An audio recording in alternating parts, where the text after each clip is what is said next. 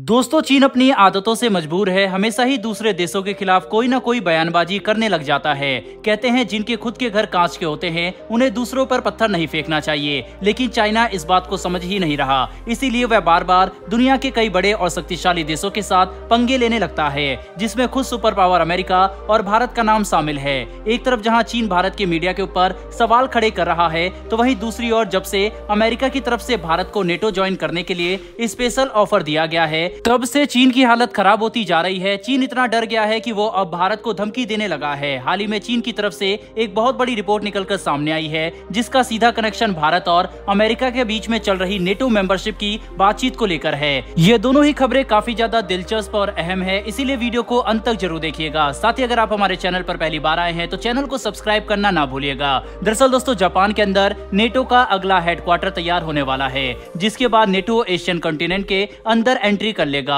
और जब से ये खबर बाहर आई है तब से चीन तिलमिला उठा है, लेकिन उसके पैरों तले जमीन तब खिसकी जब अमेरिका की तरफ से ये स्टेटमेंट सामने आई कि वो भारत को नेटो +5 का हिस्सा बनाकर नेटो 5 को नेटो +6 बनाना चाहता है।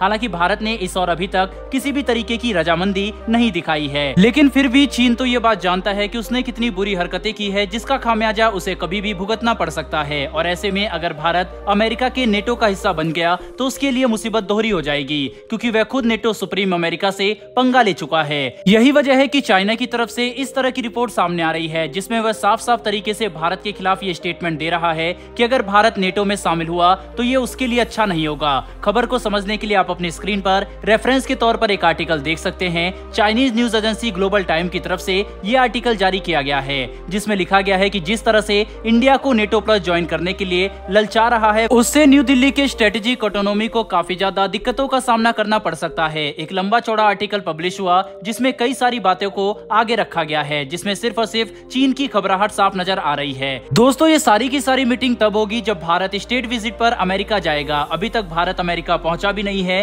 कि पूरी दुनिया में खलबली मच गई है। अमेरिका एक के बाद एक ऑफर भारत के सामने रख रहा है, जिसमें भारत की रजामंदी का हर किसी को इंतजार है। भारत और अमेरिका के बीच में क्या क्या डील होंगी, उसके डर से चीन बार बार अपनी रिपोर्ट भारत के खिलाफ निकाल रहा है, ताकि वह भारत के ऊपर ग्लोबल प्रेशर क्रिएट कर सके। हालांकि भारत नेटो प्लस ज्वाइन करेगा, इसकी संभावना न के बराबर है, क्योंकि एक तरफ अगर भारत नेटो का हिस्सा बनता है तो जहां अमेरिका से उसके रिश्ते सुधरेंगे, तो वहीं रूस के साथ उसके रिश्ते काफी ज्यादा खराब हो जाएंगे। और तीसरा, भारत शांति प्रिय देश है, तो वह नेटो को ज्वाइन करने के बाद उसे उन सभी देशों पर हमला करने के लिए जाना पड़ेगा जिधर जिधर नेटो का पंगा चल रहा है। अब इसके ऊपर भारत क्या डिसीजन लेता है, ये तो आने वाला वक्त ही बताएगा। लेकिन फिलहाल बढ़ते हमारी दूसरी खबर की तरफ, जो कि चीन से ही निकलकर सामने आ रही है। ग्लोबल टाइम्स में इस तरह के आर्टिकल को पब्लिश करने के बाद एक और बड़ी बात चीन के स्पोक पर्सन ने भारत के खिलाफ वर्ल्ड मीडिया के आगे रखी है। चीन का कहना है कि भारत में मीडिया को आजादी नहीं दी गई है, भारत की सरकार मीडिया को सप्रेस करने का काम कर रही है। चीन का ये बयान कितना ज्यादा बेबुनियाद है, इसका प्रूफ इस बात से मिल जाता है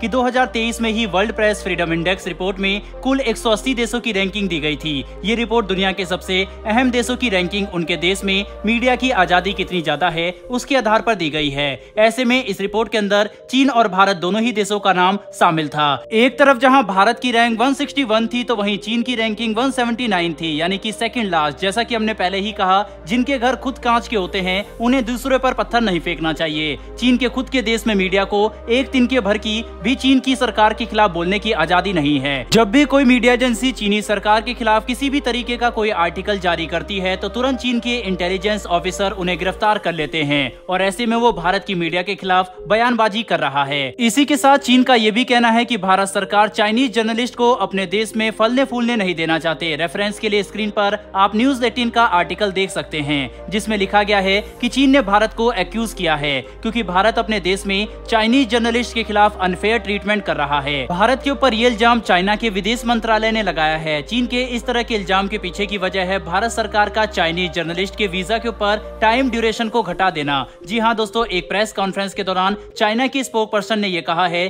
कि साल 2017 से चाइनीज जर्नलिस्ट जो कि भारत में आकर मीडिया रिपोर्टिंग करते हैं, उनकी वीजा टाइमिंग को घटाकर 3 महीने और 1 महीने तक कर दिया गया है। साथ ही साथ 2020 से भारत ने तो चाइनीज जर्नलिस्ट वीजा को अप्रूव करना ही बंद कर दिया। इसीलिए जहां पहले 14 चाइनीज जर्नलिस्ट भारत में मौजूद थे, वहीं अब मात्र 1 जर्नलिस्ट इस वक्त भारत के अंदर मौजूद है, और उसका भी वीजा रिन्यू अभी तक भारत सरकार ने नहीं किया है। और ये सारे के सारे बुरे हालात 2017 से चीन को देखने पड़ रहे हैं, क्योंकि क्योंकि उस वक्त हुए डोकलाम विवाद ने भारत और चीन के रिश्तों को पूरी तरीके से बर्बाद कर दिया और भारत के विदेश मंत्री कई बार ये कह चुके हैं कि जब तक हमारे बॉर्डर डिस्प्यूट ठीक नहीं होंगे तब तक हमारे कोई भी रिलेशन नहीं सुधर सकते, और फिर चाहे वो बायलैटरल रिलेशन हो या फिर डिप्लोमेटिक रिलेशन, और चीन इन डिस्प्यूट को ठीक करने के लिए जरा भी इंटरेस्टेड नजर नहीं आ रहा। ऐसे में दोस्तों आप क्या कहेंगे कि क्या भारत ने चीनी जर्नलिस्ट के खिलाफ जो कदम उठाया है वह सही है या फिर नहीं? अपनी राय कमेंट बॉक्स में लिखकर जरूर बताइएगा। साथ ही हमारी आने वाली डिफेंस और वर्ल्ड अफेयर से जुड़ी ऐसी वीडियो के लिए हमारे चैनल को सब्सक्राइब करके बेल नोटिफिकेशन अवश्य दबा लें। फिर मिलेंगे ऐसी एक नई वीडियो के साथ। धन्यवाद। जय हिंद।